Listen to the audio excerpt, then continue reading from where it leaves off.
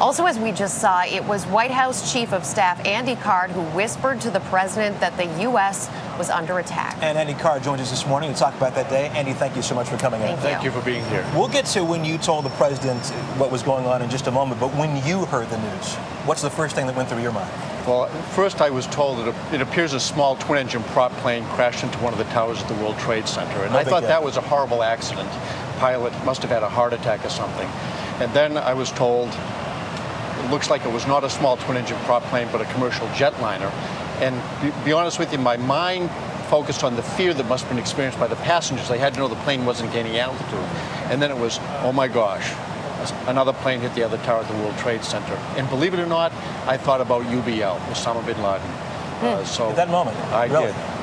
Then I remembered the attack during the Clinton administration on the World Trade Center towers, so that's what I thought about.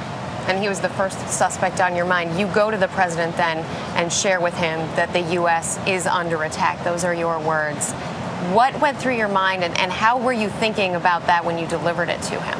I tried to deliver words that were succinct, that did not invite a question, and told the president of the severity of the challenge. So I said, a second plane hit the second tower. America is under attack. That's all I said to him. He had heard the report of what looks like a small twin-engine prop plane crashing into one of the towers at the World Trade Centers. So that's what he knew, as far as I knew, when I walked into that classroom.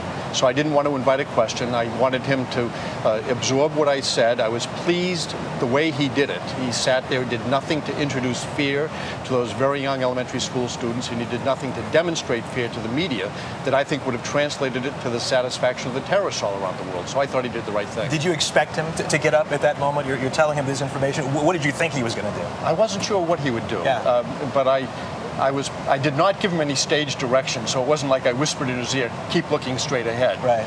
But I delivered very sobering words succinctly, and I was pleased with how he did react. And then it became decision time. How did you make the next decision?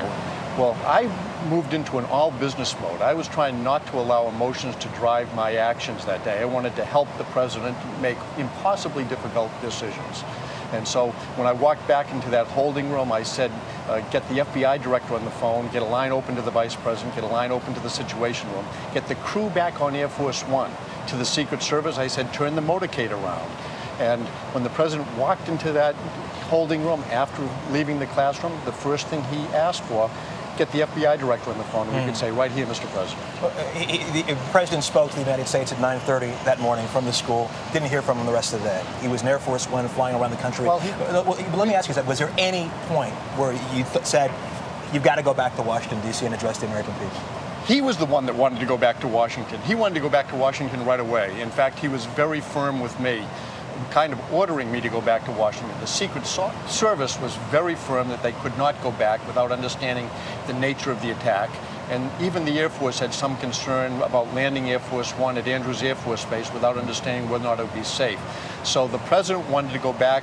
I was caught in the middle between the Secret Service and the president, and I kind of advised him that until the dust settled, we had to go someplace else. We went to Barksdale Air Force Base, and he did tape a message for the American people.